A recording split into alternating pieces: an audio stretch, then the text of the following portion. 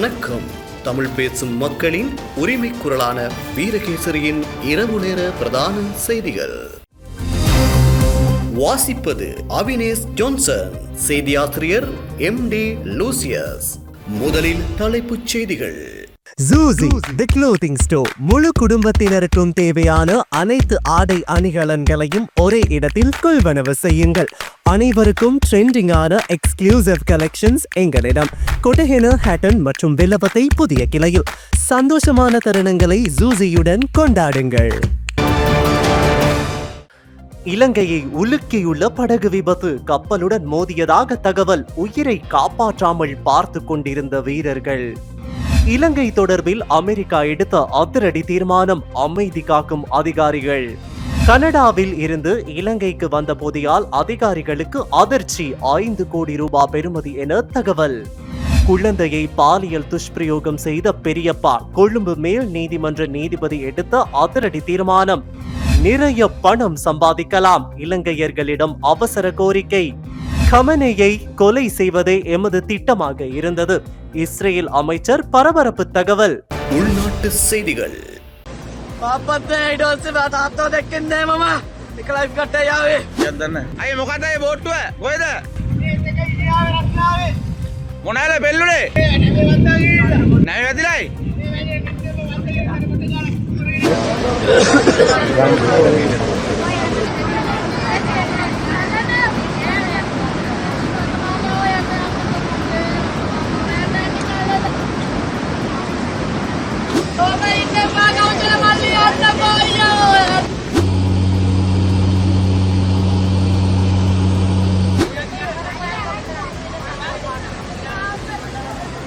மீன்பிடி நடவடிக்கைகளுக்காக புறப்பட்ட மீன்பிடி படகு ஒன்று கப்பல் ஒன்றுடன் மோதி விபத்துக்குள்ளான சம்பவம் பெரும் பரபரப்பை ஏற்படுத்தியுள்ளது. மாத்தறை தேவுந்தர மீன்பிடி துறைமுகத்தில் இருந்து நேற்று மாலை புறப்பட்ட படகில் 5 மீனவர்கள் இருந்ததாக நம்பப்படுவதோடு குறித்த படகு வணிக கப்பல் ஒன்றுடன் மோதியதில் இந்த விபத்து ஏற்பட்டிருக்கலாம் என்று சந்தேகிக்கப்படுகிறது. இருப்பினும் விபத்தில் சிக்கியவர்களில் ஒரு மீனவர் மீட்கப்பட்டு கரைக்கு கொண்டு வரப்பட்டதாகவும் ஏனைய 4 காணாமல் போயுள்ளதாகவும் தெரிவிக்கப்படுகிறது. இந்த சம்பவம் குறித்து கடற்படைக்கு தகவல் அளித்த பின்னர் காணாமல் போனவர்களை கண்டறிவதற்காக விசேட படகொன்று சம்பவ இடத்திற்கு அனுப்பி வைக்கப்பட்டதோடு காணாமல் போன 4 மீனவர்களை தேடும் பணியை மேலும் பல மீன்பிடி படகுகள் ஏற்கனவே தொடங்கியுள்ளதாக கூறப்படுகிறது. இந்த விபத்து கரையிலிருந்து சுமார் 20 மைல் தொலைவில் இடம்பெற்றதாக கூறப்படுகிறது. இதேவேளை களுத்துறை பேருவலை முரகல்ல பகுதியில் இருந்து மீன்பிடி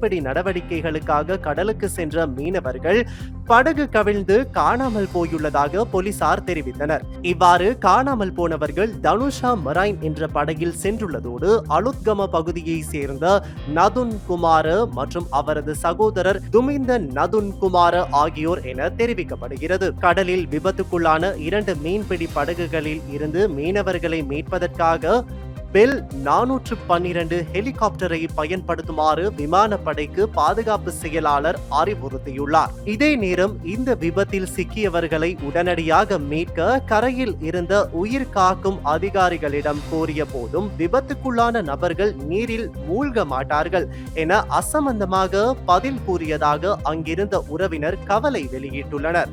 මෙතන ඉන්න දෙන්න දුවලා ගිහිල්ලා කිව්වම කිව්වලු පොට්ටුවක් නැහැ කියලා. මගේ පුතා කිව්වලු සර් පොට්ටුවක් දෙන්න මං අරන් යන්න කියලා. උන් දෙන්නට ඒව හොඳට පුළුවන්. මේ ඉන්නේ පුතා. සර් කිව්වලු. ඊට පස්සේ මෙතනට ආවා. මං දුවලා ගිහිල්ලා කිව්වා. අතරින් බලන්න එද්දි පොට්ටුව පළවෙනි පාර අතේ දෙන්න ආවා. පළවෙනි පාර ඇවිල්ලා එයා දෙවෙනි පාර තුන්වෙනි පාරක් ගිහුවා. ඊට පස්සේ බාප්පා විසිකුණා. බාප්පා විසිකුණාට පස්සේ මෙයා ගියා බාප්පා ගන්න. බාප්පා ගන්න ගියාට පස්සේ මං ලයිෆ් ගාඩ් එක කිව්වා පොඩ්ඩක් පයින්නේ කියලා. ලයිෆ් ගාඩ් කිව්වා බෑයි කියලා. ලයිෆ් ගාඩ් දෙන්න මෙඩියා. ඊට පස්සේ මං වයින්නේ නැවුවා. අපි ඔක්කොම පොඩක් සර කරා ඔයා යන්න බා කියලා. ඊට පස්සේ මේ ඔට්ටු මෙතන නම් ගාගෙන ආවද මං අම්මා බල්ල සර් ගානු මං බය නැහැ. මම මගේ දරුවෝ මෙතන කොල්ලෝ හිටියා මගේ ආයෝ. නැත්නම් මං ඕකුන් දෙන්නට පන්නුකවන් ගහන දනුක මහත්තයා මට කරන්න දෙන්නේ. එහෙම කියනවද සර්? අපි ඒගොල්ලෝන්ව පත් කරලා දෙන්නේ මොකටද සර්? අපේ වරායන් ආවා කියලා සර් මට කිව්වා. තුන් පාර පෙන්නලා තුන් පාරෙන් පා තාත්තා බෝට්ටුව ඇතයි එනේ බෝට්ටුව අරන් දීමට ගියා. දීමට යන්න දුන්නේ නැහැ. මාරියා ගැඩුවා බෝට්ටුවට. මාරියා එන්න දුන්නේ නැහැ. බෝට්ටුව රේස් කර කර යද්දිම වතුර වැඩි බෝට්ටුවේ. තාත්තා ගියා බාප්පා ගන්න. බාප්පත් නැහැ. ඊට පස්සේ තාත්තාව දැක්කේ නැහැ මම. இலங்கை உள்ளிட்ட பல உலக நாடுகளில் இடம்பெற்றதாக கூறப்படும் போர் குற்றங்கள் தொடர்பான விசாரணைகள் மற்றும் பொறுப்புக்கூறல் பணிகளை மேற்கொள்வதற்கான அமெரிக்காவின் நிதியுதவியை நிறுத்துமாறு வெள்ளை மாளிகை பரிந்துரைத்துள்ளது. தகவல் அறிந்த அமெரிக்க வட்டாரங்கள் மற்றும் அரச ஆவணங்களை மேற்கோள் காட்டி ராய்ட்டர்ஸ் இந்த செய்தியை வெளியிட்டுள்ளது. இதன்படி போர் குற்றங்கள் தொடர்பான விசாரணைகள் மற்றும் பொறுப்புக்கூறல் பணிகளை மேற்கொள்ளும் 24 திட்டங்களுக்கான நிதியை நிறுத்துமாறு பரிந்துரைக்கப்பட்டுள்ளது. வெள்ளை மாளிகையில் உள்ள முகாமைத்துவம் மற்றும் வரவு செலவு அலுவலகம் இந்த பரிந்துரையை வழங்கியுள்ளதாக குறிப்பிடப்பட்டுள்ளது. ராய்ட்டர்ஸின் தகவல்களுக்கு அமைய இலங்கை, ஈராக், நேபாளம், பெலாரஸ், ஆப்கானிஸ்தான், ரஷ்யா, சிரியா மற்றும் கொலம்பியா போன்ற நாடுகள் அந்த பரிந்துரை பட்டியலில் அடங்குகின்றன. இருப்பினும் அமெரிக்க வெளிவிவகாரத்துறையினரும் வெள்ளை மாளிகையின் முகாமைத்துவம் மற்றும் வரவு செலவு அலுவலகமும் இது தொடர்பில் பதில் எதனையும் வழங்கவில்லை என ராய்ட்டர்ஸ் தெரிவித்துள்ளது. எப்படி இருப்பினும் குறித்த திட்டங்களை முடிவுக்கு கொண்டு வருவதற்கான இறுதி தீர்மானமாக இதனை கருத முடியாது எனவும் இந்த விடயம் தொடர்பில் வெளியுறவுத்துறைக்கு மேல்முறையீடு செய்வதற்கான சந்தர்ப்பம் உள்ளதாகவும் தெரிவிக்கப்படுகிறது. கனடாவிலிருந்து அனுப்பப்பட்ட சுமார் 5 கோடி ரூபாய் பெறுமதியான குஷ் மற்றும் ஹஷிஷ் போதைப் பொருட்களை இலங்கை சுங்க போதைப் பொருள் கட்டுப்பாட்டு பிரிவு கைப்பற்றியுள்ளது. கனடாவிலிருந்து கொழும்புக்கு கூரியர் சேவை வழியாக வந்த உரிமை கோரப்படாத ஒலிபெருக்கி ஒன்றில் மறைத்து வைக்கப்பட்டிருந்த நிலையில் குறித்த போதைப் பொருள் மீட்கப்பட்டது. குறித்த ஒலிபெருக்கியினுள் சூட்சுமமாக மறைத்து வைக்கப்பட்டிருந்த 17 பாக்கெட்களில் 4 கிலோகிராம் ஹஷிஷ் போதைப் பொருள் மறைத்து வைக்கப்பட்டிருந்ததாக தெரிய வந்துள்ளது. கைப்பற்றப்பட்ட போதைப் பொருள் மேலதிக விசாரணை மற்றும் சட்ட நடவடிக்கைக்காக போலீஸ் போதைப் பொருள் பணியகத்திடம் ஒப்படைக்கப்பட்டுள்ளது. இதே நேரம் புத்தளம், கட்பிட்டி, முகத்துவாரம் கடற்கரை பகுதியில் இருந்து பெருந்தொகையான போதை மாத்திரைகளை நேற்றிரவு கைப்பற்றியுள்ளதாக கட்பிட்டி போலீசார் தெரிவித்தனர். வெளிநாட்டில் இருந்து இலங்கைக்கு சட்டவிரோதமாக கொண்டு வரப்பட்ட 4 பொதிகளில் அடைக்கப்பட்டிருந்த சுமார் 3,17,000 போதை மாத்திரைகளை கைப்பற்றியுள்ளனர். சட்டவிரோதமாக நாட்டுக்குள் கொண்டு வரப்பட்ட குறித்த போதை மாத்திரைகளை கடற்படையினரின் ரோந்து நடவடிக்கை காரணமாக சந்தேக நபர்கள் கடற்பகுதியில் கைவிட்டு சென்றிருக்கலாம் என தாம் சந்தேகிப்பதாக போலீசார் தெரிவித்தனர்.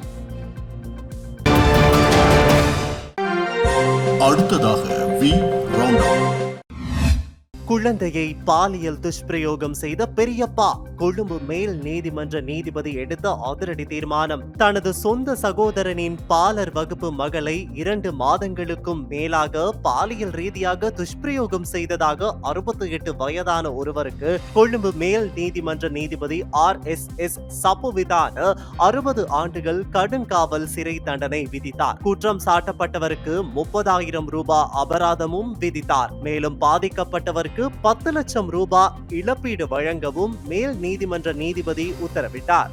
குற்றத்தின் மனிதாபிமானமற்ற தன்மை மற்றும் கொடூரத்தை வலியுறுத்தி இது ஒரு குழந்தைக்கு எதிரான குற்றம் மட்டுமல்ல, மனித குலத்தின் மனசாட்சியை அதிர்ச்சிக்குள்ளாக்கும் செயல் என்று நீதிபதி கூறினார். குற்றவாளி குழந்தையின் வீட்டிற்குள் நுழைந்து யாரும் இல்லாத நேரத்தில் குழந்தையை தனது வீட்டிற்கு அழைத்து சென்று குற்றத்தை செய்ததாக அரசு தரப்பு வெளிப்படுத்தியது. அதன் பிறகு அவர் குழந்தையை மிரட்டி நடந்த சம்பவத்தை யாரிடமும் சொல்ல வேண்டாம் என்றும், அப்படி சொன்னால் இது மீண்டும் நடக்கும் என்றும் எச்சரித்தார். இந்த மிரட்டலின் விளைவாக அந்த குழந்தை ஒரு குறிப்பிட்ட காலத்திற்கு மீண்டும் மீண்டும் துஷ்பிரயோகத்திற்கு ஆளாகியுள்ளது. அனைத்து ஆதாரங்களையும் கருத்தில் கொண்டு அரசு தரப்பு நியாயமான சந்தேகங்களுக்கு அப்பால் வழக்கை நிரூபித்துள்ளதாக உயர் நீதிமன்ற நீதிபதி தீர்ப்பளித்துள்ளார். 16 வயதுடைய சிறுமியை பாலியல் துஷ்பிரயோகத்துக்கு உட்படுத்தியதாக சந்தேகிக்கப்படும் 2 வரை கைது செய்துள்ளதாக பசறை போலீசார் தெரிவித்தனர். 40 மற்றும் 42 வயதுடைய பசறை வெல்கொல்ல பகுதியை சேர்ந்த 2 வரை இவ்வாறு சந்தேகத்தின் பேரில் கைது செய்யப்பட்டுள்ளதாக பசறை போலீசார் தெரிவித்தனர். பசறை போலீசாருக்கு கிடைக்கப்பெற்ற முறைப்பாட்டிற்கு அமைய மேற்கொள்ளப்பட்ட விசாரணைகளின் அடிப்படையில் 2 கைது செய்யப்பட்டுள்ளதாக போலீசார் மேலும் தெரிவித்தனர். சந்தையில் தட்டுப்பாடாக உள்ள சம்பா, கீரி சம்பா மற்றும் சிவப்பு பச்சை அரிசி ஆகியவற்றின் விலை அதிகரிப்பதற்கான சாத்தியம் இருப்பதாக தெரிவிக்கப்படுகின்றது. தற்போதைய நிலையில் இலங்கையின் பல்வேறு பிரதேசங்களில் இருந்தும் சிறு மற்றும் குறு அரிசி ஆலை உரிமையாளர்கள் தங்கள் கைவசம் இருந்த சம்பா, கீரி சம்பா மற்றும் சிவப்பு பச்சை அரிசியை சந்தைக்கு விடுவித்துள்ளனர். எனினும் பாரிய அளவிலான அரிசி ஆலை உரிமையாளர்கள் தங்கள் வசம் இருக்கும் சம்பா, கீரி சம்பா, சிவப்பு பச்சை அரிசி ஆகியவற்றை தொடர்ந்தும் பதுக்கி வைத்துக் கொண்டுள்ளதுடன் அவற்றின் விலையை அதிகரிப்பதற்கும் முயற்சிகளை மேற்கொண்டு வருகின்றனர். வரும் நாட்களில் சந்தையில் அரிசிக்கு செயற்கையான தட்டுப்பாடு ஒன்றை ஏற்படுத்தி அதன் பின்னர் அரிசி விலையை அதிகரிப்பதற்கு பாரிய அரிசி ஆலை உரிமையாளர்கள் முயற்சிகளை மேற்கொண்டு வருவதாக தெரிய வந்துள்ளது. மின்சாரம் தாக்கி 8 வயது சிறுவன் ஒருவர் உயிரிழந்துள்ளதாக மதவாச்சி காவல்துறையினர் தெரிவித்துள்ளனர். மதவாச்சி காவல் நிலையத்திற்கு உட்பட்ட சங்கிலி கந்தராவ பகுதியில் உள்ள வீடொன்றிலேயே நேற்று இந்த அனர்த்தம் நேர்ந்துள்ளது. இலங்கையின் இலவச கல்வி நவீனமயமாக்கல் திட்டத்துக்கு மேலதிகமாக 50 மில்லியன் அமெரிக்க டாலர் நிதியுதவியை உலக வங்கி அங்கீகரித்துள்ளது. இந்த நிதியுதவி நாடு முழுவதும் சுமார் 500,000 மாணவர்கள் மற்றும் 150,000 ஆசிரியர்களுக்கு பயனளிக்கும் என எதிர்பார்க்கப்படுகிறது. கடந்த 5 வருடங்களுக்குள் போலீசாரின் கைது நடவடிக்கைகள் காரணமாக சுமார் 79 பேர் உயிரிழந்துள்ளதாக தகவல்கள் வெளியாகியுள்ளது. இலங்கை மனித உரிமைகள் ஆணைக்குழு அண்மையில் வெளியிட்டுள்ள அறிக்கையொன்றில் இந்த அதிர்ச்சிகரமான தகவல் குறிப்பிடப்பட்டுள்ளது. உயிரிழந்தவர்களில் போலீசாரினால் கைது செய்யப்பட்ட பின்னர் 49 பேர் உயிரிழந்துள்ளதாகவும் கைது செய்வதற்கான முயற்சியின் போது 30 பேர் உயிரிழந்துள்ளதாகவும் குறித்த அறிக்கையில் மேலும் தெரிவிக்கப்பட்டுள்ளது. இதனை கருத்தில் கொண்டு சந்தேக நபர் ஒருவரை கைது செய்யும் போது போலீசார் கடைபிடிக்க வேண்டிய வழிமுறைகள் குறித்த வழிகாட்டல் ஆலோசனைகளை இலங்கை மனித உரிமைகள் ஆணைக்குழு வெளியிட்டுள்ளது.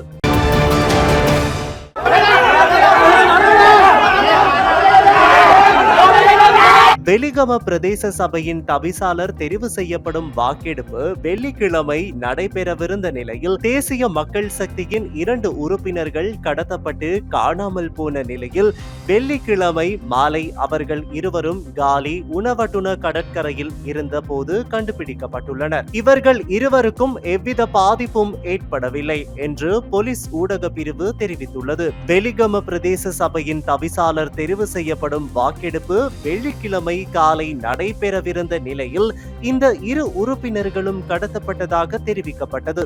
இந்த உறுப்பினர்கள் கடத்தப்பட்டதாக கூறப்பட்ட சம்பவத்தை அடிப்படையாக கொண்டு ஏற்பட்ட அமைதியின்மை காரணமாக வெலிகம பிரதேச சபையின் முதல் கூட்டத்தின் நடவடிக்கைகள் ஒத்திவைக்கப்பட்டன.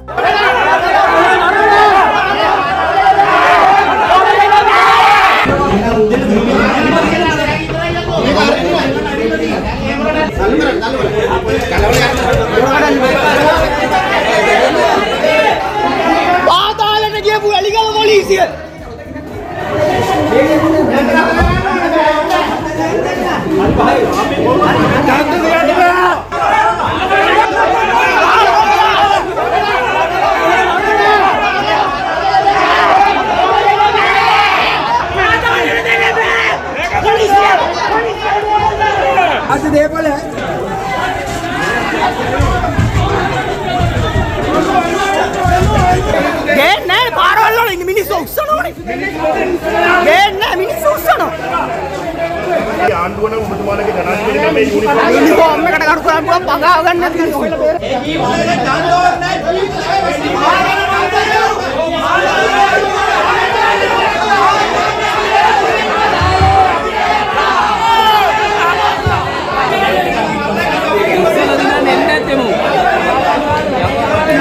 இந்த பிரதேச சபையில் தேர்தல் முடிவுகளின்படி தேசிய மக்கள் சக்தி 22 உறுப்பினர்களையும் ஐக்கிய மக்கள் சக்தி உள்ளிட்ட ஏனைய கட்சிகள் மற்றும் சுயேட்சை குழுக்கள் மொத்தமாக 22 உறுப்பினர்களையும் பெற்றிருந்தன.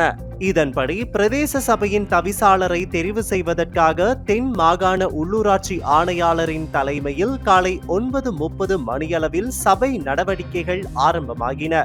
ஆனால் அந்த நேரத்தில் தேசிய மக்கள் சக்தியை பிரதிநிதித்துவப்படுத்தும் ஒரு ஆண் உறுப்பினரும் பெண் உறுப்பினரும் சபைக்கு வருகை தரவில்லை. அவர்கள் இருவரும் கடத்தப்பட்டதாக அவர்களது கட்சியின் ஏனைய பிரதிநிதிகள் சபைக்கு அறிவித்திருந்தனர். இதன் காரணமாக அவர்கள் வருகை தரும் வரை சபை நடவடிக்கைகளை இடைநிறுத்துமாறு உள்ளூராட்சி ஆணையாளரிடம் அவர்கள் கோரியிருந்தனர். ஆனால் உள்ளூராட்சி ஆணையாளர் அப்போது சபையில் தேவையான உறுப்பினர்களின் எண்ணிக்கை இருப்பதால் நடவடிக்கைகளை இடைநிறுத்த முடியாது என தெரிவித்தார். இந்த சூழ்நிலையில் சபை நடவடிக்கைகளை 30 நிமிடங்களுக்கு ஒத்திவைக்க உள்ளூராட்சி ஆணையாளர் முயற்சித்த போது சபை வளாகத்திற்கு வருகை தந்திருந்த தேசிய மக்கள் சக்தியின் ஆதரவாளர்கள் சிலர் சபை மண்டபத்திற்குள் நுழைந்து தமது எதிர்ப்பை வெளிப்படுத்தினர்.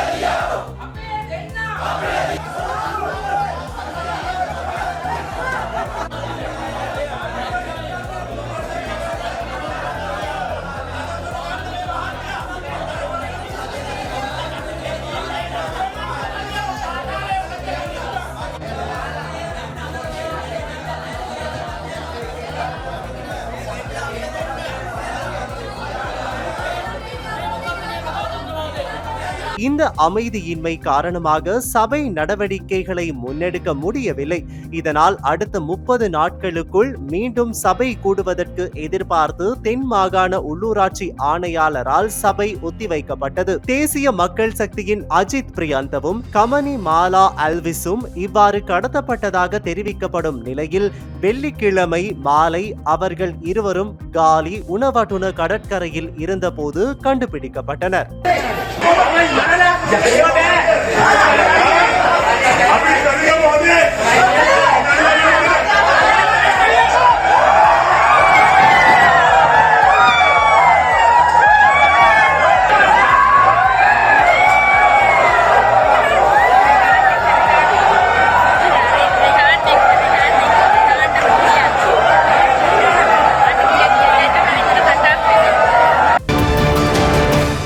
என்னையும் என் குடும்பத்தையும் சிறையில் அடைக்க இந்த அரசாங்கம் முயற்சிக்கின்றது என்று முன்னாள் சுகாதார அமைச்சர் கெஹலிய ரம்புக்வெல்ல குற்றம் சுமத்தியுள்ளார். கெஹலிய ரம்புக்வெல்ல மற்றும் அவரது குடும்ப உறுப்பினர்கள் 5 பேருக்கு எதிராக லஞ்ச ஊழல் குற்றச்சாட்டுகளை விசாரிக்கும் ஆணைக்குழு நேற்று முன்தினம் கொழும்பு மேல் நீதிமன்றத்தில் குற்றப்பத்திரிகையை தாக்கல் செய்துள்ளது. பண மோசடி தடுப்பு சட்டத்தின் கீழ் இந்த குற்றப்பத்திரிகை தாக்கல் செய்யப்பட்டுள்ளது. கெஹலிய ரம்புக்வெல்ல அவரது மனைவி 3 மகள்கள் மற்றும் 1 மருமகன் மீது லஞ்சம் மற்றும் ஊழல் தடுப்பு ஆணைக்குழு 43 குற்றச்சாட்டுகளை பதிவு செய்துள்ளது. இது தொடர்பில் கருத்து வெளியிட்ட கெஹலிய ரம்புக்வெல்ல, இந்த அரசு என் மீதும் என் குடும்பம் மீதும் ஆதாரம் இல்லாத போலியான குற்றச்சாட்டுகளை முன்வைக்கின்றது. என்னையும் என் குடும்பத்தையும் சிறையில் அடைத்து வாழ்நாள் முழுவதும் துன்புறுத்த இந்த அரசு முயற்சிக்கின்றது. சிறை வாழ்க்கைக்கு நாம் அஞ்சவில்லை. உண்மை ஒரு நாள் வெளிவரும். நீதி தேவதை எம்மை காப்பாற்ற காப்பாற்றுவாள் என கூறியுள்ளார். இதே நேரம் முன்னாள் அமைச்சர் ராஜித சேனாரத்ன எதிர்வரும் நாட்களில் கைது செய்யப்படலாம் என செய்திகள் வெளியாகியுள்ளன. ஊழல் மோசடி குற்றச்சாட்டு தொடர்பான வழக்கொன்றை அடிப்படையாக கொண்டே அவர் கைது செய்யப்படவுள்ளதாக தகவல்கள் தெரிவிக்கின்றன. ஊழல் மோசடி குற்றச்சாட்டில் கைது செய்யப்பட்டுள்ள மீன்பிடி கூட்டுத்தாபனத்தின் முன்னாள் தலைவர் உபாலி லியனகே நீதிமன்றத்தில் ஆஜர் செய்யப்பட்ட பின்னர் இது தொடர்பான தகவல்கள் வெளியாகியுள்ளன. இதன்படி எதிர்வரும் நாட்களில் ராஜித சேனாரத்ன கைது செய்யப்படுவதற்கான வாய்ப்புகள் இருப்பதாக தெரிவிக்கப்படுகின்றது. இதேவேளை முன்னாள் ஜனாதிபதி மஹிந்த ராஜபக்ஷவின் மனைவி ஷிராந்தி ராஜபக்ஷவின் சகோதரரும் ஸ்ரீலங்கன் ஏர்லைன்ஸின் முன்னாள் தலைவருமான நிஷாந்த் விக்ரமசிங்க வெள்ளிக்கிழமை லஞ்ச ஊழல் ஆணைக்குழுவால் கைது செய்யப்பட்டமை குறிப்பிடத்தக்கது. சமூக ஊடக தளங்களில் வீட்டிலிருந்து வேலை செய்வதன் மூலம் நிறைய பணம் சம்பாதிக்கலாம் என்று விளம்பரம் செய்து மக்களை ஏமாற்றும் செயற்பாடுகள் வேகமாக அதிகரித்து வருவதாக குற்றப்புலனாய்வு திணைக்களம் தெரிவித்துள்ளது. திணைக்களத்தால் நடத்தப்பட்ட சமீபத்திய விசாரணைகளில் ஃபேஸ்புக், வாட்ஸ்அப், டெலிகிராம், ஸ்கைப் மற்றும் WeChat போன்ற சமூக ஊடக தளங்கள் மூலம் குடிமக்கள் இந்த குற்றங்களுக்கு அதிக அளவில் பலியாகி வருவதாக கண்டறியப்பட்டுள்ளது. குற்றவாளிகள் இதுபோன்ற மோசடிகளை செய்வதற்கு 2 முக்கிய முறைகளை பயன்படுத்துவதாக குற்றப்புலனாய்வு துறை தெரிவித்துள்ளது. முதல் முறை, குறித்த சமூக ஊடக தளங்களில் வீட்டிலிருந்து வேலை செய்வதன் மூலம் நிறைய பணம் சம்பாதிக்கலாம் என்று விளம்பரம் செய்து பின்னர் ஒரு தொழிலில் முதலீடு செய்ய மக்களை அழைப்பது. முதல் கட்டமாக குற்றவாளிகள் இந்த முதலீட்டிற்கு ஒரு சிறிய தொகையை டெபாசிட் செய்ய சொல்கிறார்கள். பின்னர் அந்த சிறிய தொகைக்கு ஈடாக முதலீடு செய்யப்பட்ட தொகையுடன் ஒரு சாதாரண தொகையை சேர்க்க சொல்கிறார்கள். இது போன்ற பல படிகளில் முதலீட்டாளர் அதிகரிக்கும் வருமானத்தை பெறுகிறார். அங்கு அவர்கள் இந்த நபர்களின் நம்பிக்கையை பெற வேலை செய்கிறார்கள். மேலும் அதிக முதலீட்டு வாய்ப்புகள் இருப்பதாக கூறி அதிக அளவில் பணத்தை முதலீடு செய்ய அறிவுறுத்துகிறார்கள். இந்த வழியில் உள்ளூர் வங்கிகளில் உள்ள கணக்குகளில் பணம் டெபாசிட் செய்யப்படுகிறது. அதன்படி பல சந்தர்ப்பங்களில் அதிக அளவு பணம் டெபாசிட் செய்யப்பட்டாலும் முதலீட்டாளர்களுக்கு நன்மைகள் வழங்கப்படுவதில்லை. இந்த முதலீட்டாளர்கள் சலுகைகளை திருப்பி தராதது தொடர்பாக சமூக ஊடகங்களில் குற்றவாளிகளால் துன்புறுத்தப்படும் போது சலுகைகளை பெற விரும்பினால் பாதுகாப்பு வரிகள் மற்றும் சுங்க கட்டணம் போன்ற கட்டணங்களை செலுத்த வேண்டும் என்றும் அதற்காக அவர்கள் கூடுதல் பணம் செலவிட்டால் சலுகைகளை வழங்க முடியும் என்றும் குற்றவாளிகள் அவர்களிடம் தெரிவிக்கின்றனர். அதன்படி அதிக பணத்தை முதலீடு செய்ய அவர்களுக்கு தெரிவிக்கப்படுகிறது. இரண்டாவது முறை, இந்த சமூக ஊடக வலை பின்னல்களில் வீட்டில் இருந்து வேலை செய்வதன் மூலம் மக்கள் அதிக அளவு பணம் சம்பாதிக்க முடியும் என்று விளம்பரப்படுத்துவதும் அதில் சேருபவர்களின் கணக்கு எண்களை பெறுவதும் அந்த கணக்குகளில் வரவு வைக்கப்பட்டுள்ள பணத்தை சமூக ஊடக வலை பின்னல்கள் மூலம் குற்றவாளிகளால் அறிவிக்கப்பட்ட கணக்குகளுக்கு மாற்றுவதும் ஆகும். இதன் பலனாக கணக்கில் டெபாசிட் செய்யப்படும் பணத்திலிருந்து கணக்கு உரிமையாளர்களுக்கு ஒரு கமிஷன் வழங்கப்படுகிறது. இந்த முறையின் மூலம் மேலே விவரிக்கப்பட்ட முதல் முறை மூலம் டெபாசிட் செய்யப்பட்ட பணம் அதிக எண்ணிக்கையிலான கணக்குகளை பயன்படுத்தி ஏனைய கணக்குகளுக்கு செலுத்தப்படுவதை விசாரணை அதிகாரிகள் கவனித்துள்ளனர். அதன்படி இதனால் பாதிக்கப்படுபவர்கள் அறியாமலேயே நிதி மோசடி, பண மோசடி மற்றும் ஒரு குற்றத்திற்கு உதவுதல் மற்றும் ஊக்குவித்தல் போன்றவற்றுக்கு பலியாவதாகவும் சுட்டிக்காட்டப்பட்டுள்ளது. மேலும் விசாரணைகளில் இந்த குற்றங்களை செய்யும் குற்றவாளிகள் இந்த நாட்டிலும் சரி வெளிநாட்டிலும் சரி நவீன தொழில்நுட்பத்தையும் இணையத்தையும் பயன்படுத்துகின்றனர் என்பது தெரிய வந்துள்ளது. ஃபேஸ்புக், வாட்ஸ்அப், டெலிகிராம், ஸ்கைப் மற்றும் WeChat போன்ற சமூக ஊடக வலையமைப்புகள் மூலம் செய்யப்படும் குற்றங்கள் குறித்த தகவல்களை புலனாய்வாளர்களால் உடனடியாக பெற முடியாததால் இந்த குற்றவாளிகள் குற்றங்களை செய்து சட்டத்தின் பிடியிலிருந்து தப்பித்து வருவதாக கண்டறியப்பட்டுள்ளது. எனவே இது போன்ற குற்றங்களை தடுக்க இலங்கை மக்களுக்கு விழிப்புணர்வு ஏற்படுத்துவது ஒரு முக்கிய தேவை என்பதை விசாரணை அதிகாரிகள் அடையாளம் கண்டுள்ளதாகவும் மேலும் தெரிவிக்கப்பட்டுள்ளது. குருநாகல் பிரதேசத்தை சேர்ந்த பிரபல வர்த்தகர் ஒருவர் மர்மமான முறையில் உயிரிழந்த சம்பவம் தொடர்பில் 8 போலீஸ் குழுக்கள் விசாரணைகளை முன்னெடுத்துள்ளன.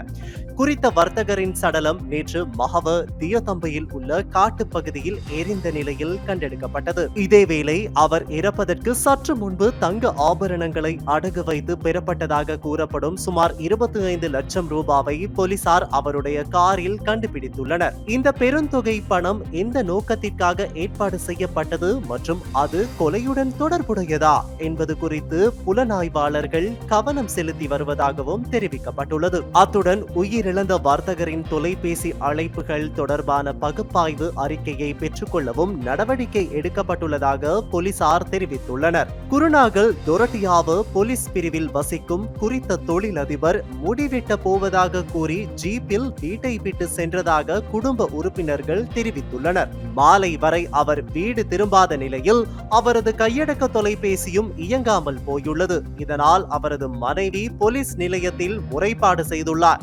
இந்நிலையில் கட்டாம்புவ பகுதியில் கால்நடைகளை பார்க்க சென்ற ஒருவர் ஜீப்பில் ஒருவர் எரிந்த நிலையில் உயிரிழந்துள்ளதை அவதானித்து போலீசாருக்கு தகவல் வழங்கியுள்ளார். அதற்கமைய போலீசாரின் விசாரணையில் காணாமல் போன தொழிலதிபரே இவ்வாறு கொலை செய்யப்பட்டுள்ளார் என அடையாளம் காணப்பட்டுள்ளது. வெளிநாட்டு செய்திகள்.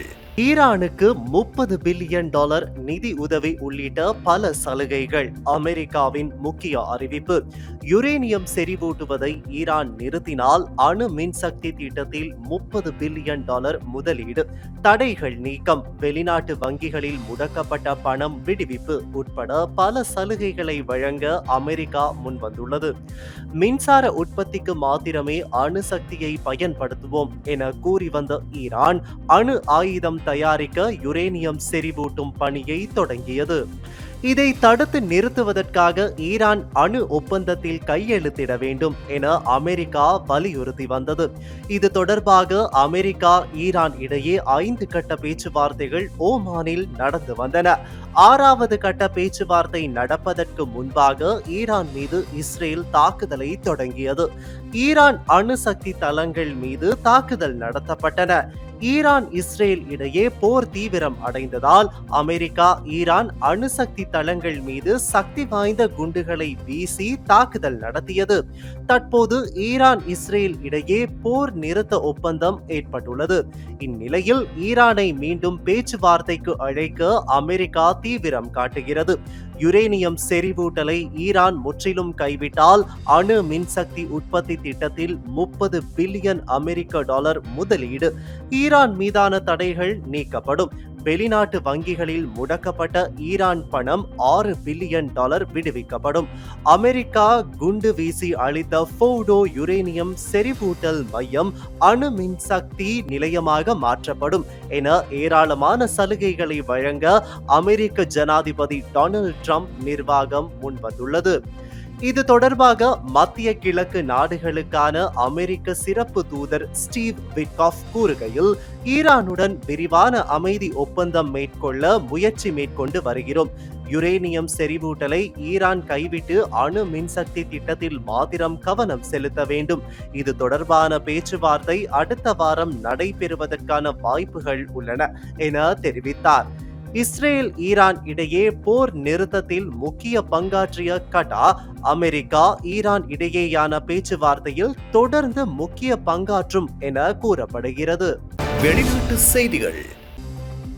ஈரான் மத தலைவர் அயத்தொல்லா அலி கமனேயை கொலை செய்யும் திட்டம் இருந்தது என்று இஸ்ரேல் பாதுகாப்பு துறை அமைச்சர் இஸ்ரேல் காட்ஸ் தெரிவித்துள்ளார். இஸ்ரேல் ஈரான் இடையே 12 நாட்கள் தீவிர போர் நடைபெற்று முடிந்துள்ளது.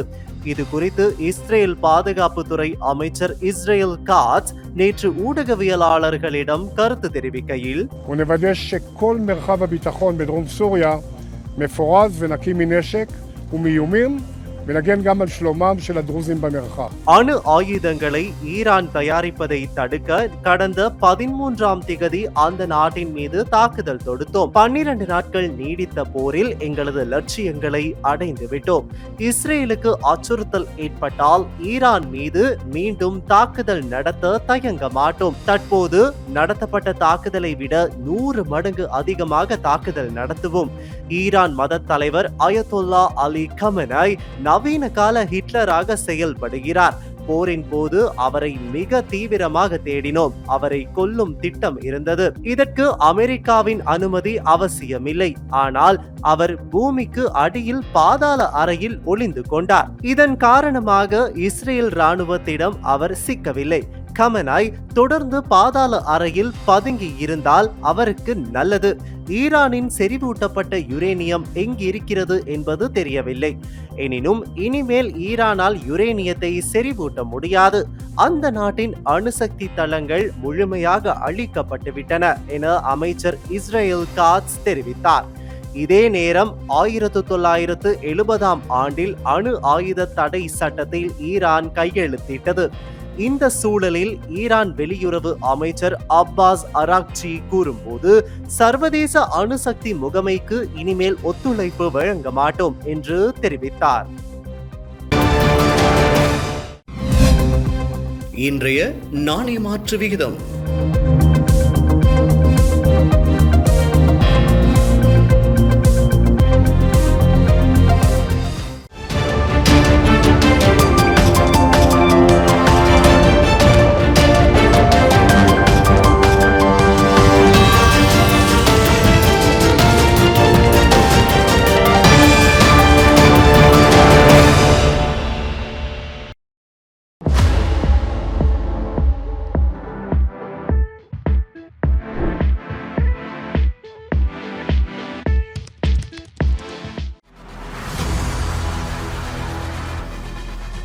இலங்கையின் முதல் நிலை முதற்தர செய்தி வழங்குனர் வீரகேசரியின் குறுந்தகவல் செய்திகளை உடனுக்குடன் தமிழில் பெற்றுக்கொள்ள டயலாக் வலையமைப்பிலிருந்து REG இடைவெளி வீக்கி என்று பதிவிட்டு 87 960 என்ற எண்ணுக்கு குறுஞ்செய்தி ஒன்றை அனுப்புங்கள்.